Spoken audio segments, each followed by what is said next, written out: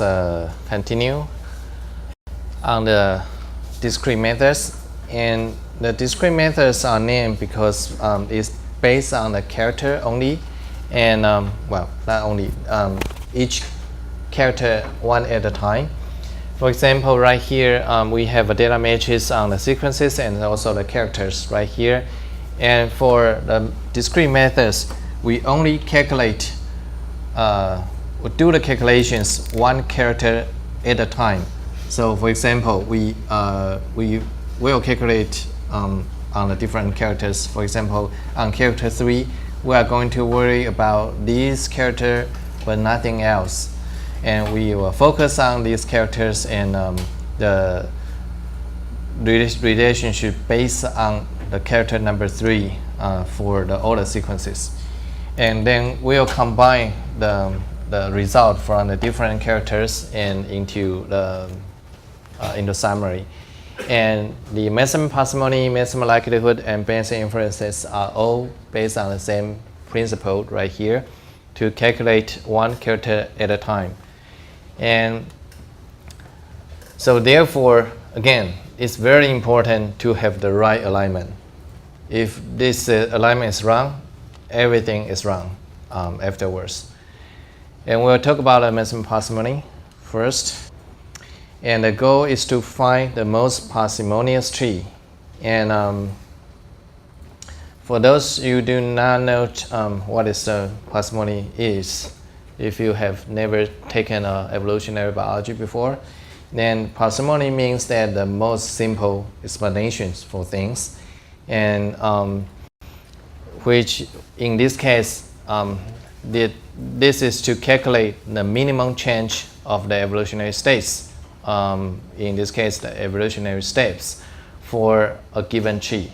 And we'll give you some examples and you will know what is the process look like. And the idea is to find the least change and among the different trees, and that will be the most parsimonious tree, and which is the most possible tree among the different trees. So how to evaluate that? And here is an example on how we deal with this problem. And here are the 4 sequences. I think the same example we already gave, and for SP A, B, C, and D.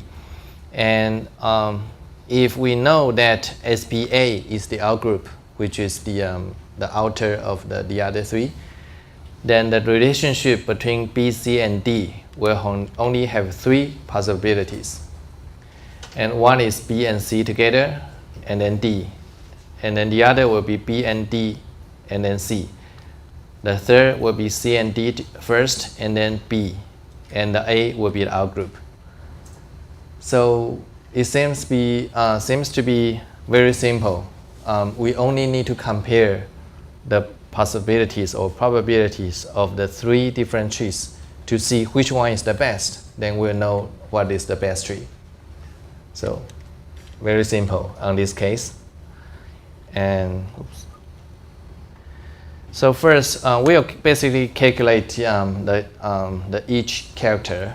And for character 1 and 2, because they are the same, it's nothing to compare, so we can ignore that. And we focus on this number 3 character.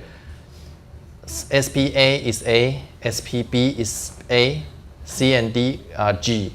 So we just mark the AAGG on to the corresponding sequences on the 3 different trees.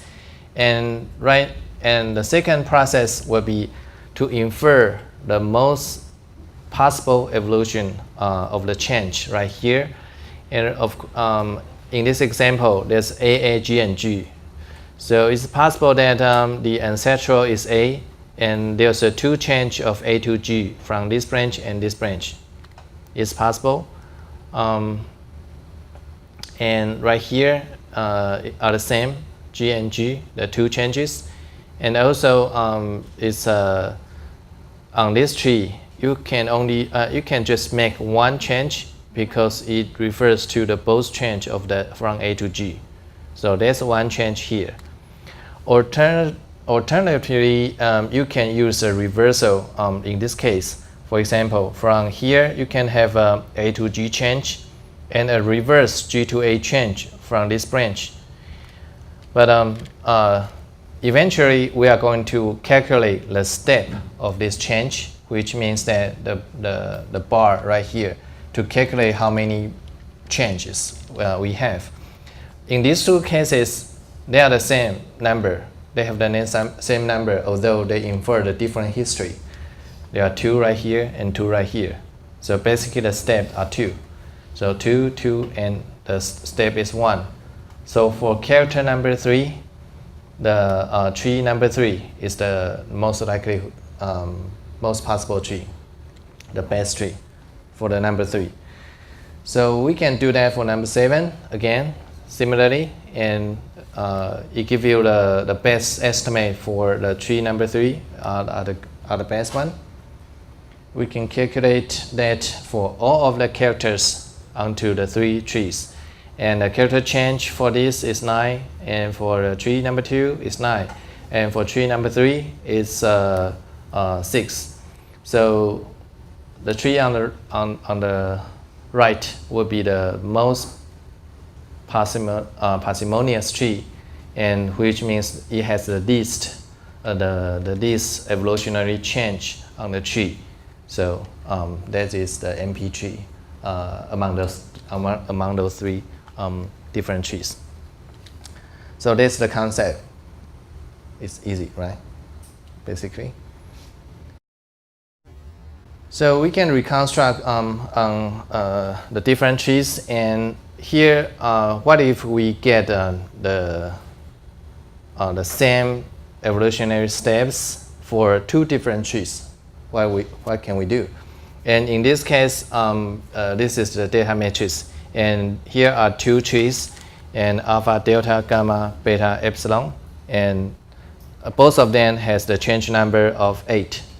So both of them could be could be very similar. I mean, the most parsimonious tree. So you could present both on that, or one way is to consider the tree on different ways, and the 2 things from here and here on the right and the left are both having a root on their tree. But if we remove the root, actually the 2 trees are the same, and gamma and delta are most closely related to each other, then to alpha, and then to beta and epsilon, which are grouped together. So one way is to look at the trees using a rooted view. The other way is to combine the information on that. That's a different things. And that's the same. That's called a consensus tree. For example, right here, the tree 1, 2, and 3, will give you the 3 different topology of the trees, and AB together, or BC, or something else. And for the strict consensus tree, and the combined information on the 3 given tree right here are ABC grouped together, but not D and E. So that's one way to visualize the combined information right here.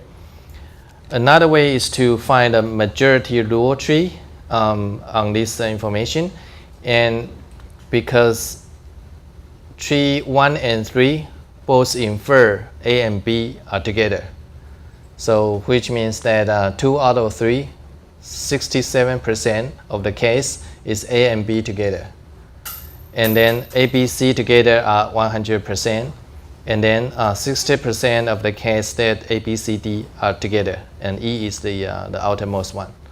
So that's called a majority rule tree. So we'll have to we'll apply this information onto the bootstrap value and so on information. So which way would be the better way? It's actually up to your choice. And for in this case, why we need to do that is usually because the 3 trees have the same evolutionary steps. They all are the most MP tree, and in some of the analysis we can get thousands of the same dance of the MP tree. It's possible. So how do we combine those information is very important. If we use only the strict consensus, we'll lose a lot of information according to that. But actually, this will be a more conserved, which is more give you more confidence for the real relationship. And because this relationship, although it gives you a good estimate for A and B, it's have some value for together, but it lost information for not being together. So there are 33% of the case they are not together, and you are actually ignoring the information on tree 2. So you have to be very careful on consensus your trees, and people sometimes really ignore that, and especially when you have a lot of MP trees at the end. So you just combine them or use the majority rule to infer the relationship or give a lot of interpretation for your data, which is very dangerous in fact. So far we are dealing with very simple case, 3 taxa, 4 taxa, and what if we have a lot of taxa, and how many trees are we going to deal with? That's the major challenge. And for the 3 taxa cases, the unrooted tree will be only one possibilities, very simple. And if they are rooted, then you will have 3 possibility, right? Very simple. And if we have 4 taxa or 4 sequences, unrooted tree will be 3, and rooted tree will be 15 in this case.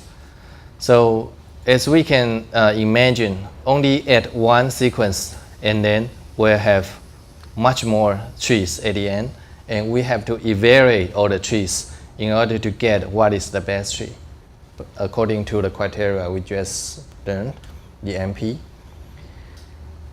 And actually, there's a formula for the number of the trees you can get according to the sequence you have.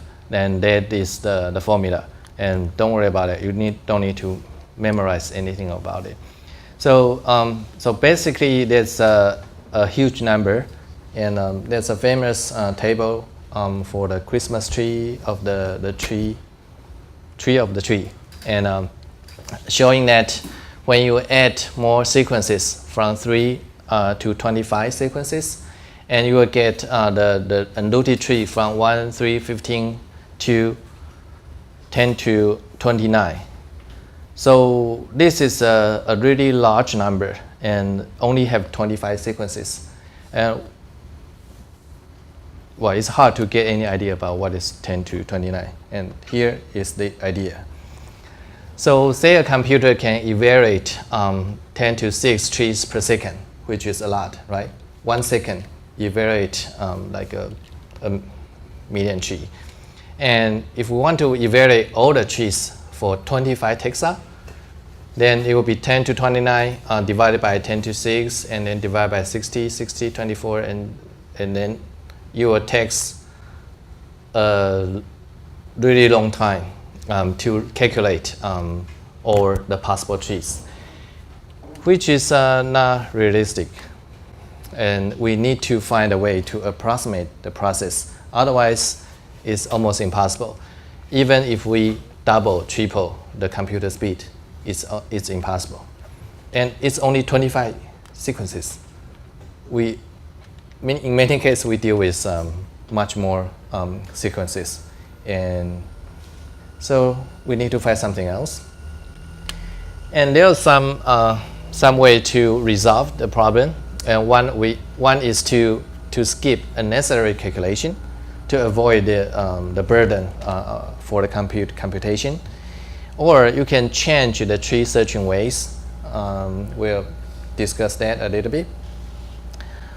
One is to minimize your data matches, is to eliminate all the unwanted information. What is the unwanted information. For example, in the sequence example we just got before, the character number 1, TTTTT, they are all the same. So it's useless to calculate on a tree. And the character number 5, there's only one sequence is different from all the others. It's also useless on MP calculation, most parsimony calculation, because in any kind of tree, you will only have one bar, one change. So that's the same. So it's useless. And well, for the MP calculation. So these kind of character are called parsimonious and informative character. And for all the others, they are called a parsimonious informative. And this number is very important. So it doesn't really matter how large is your data matrix for the phylogenetic analysis. It could be 1 KB, 10 KB, 100 KB. But if you have very limited parsimonious informative site, then that's useless for your data matrix.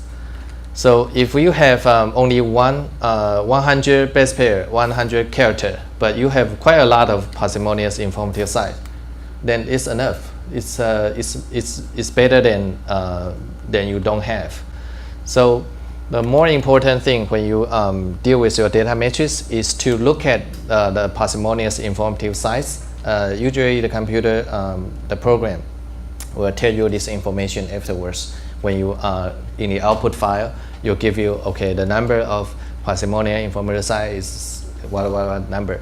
And this number is also useful if you can write the number in the paper, the result of your manuscript. And so this is much more important than you just state, okay, I have 10 KB of the data matrix. It's more informative than that. So it could reduce some of the computation burden.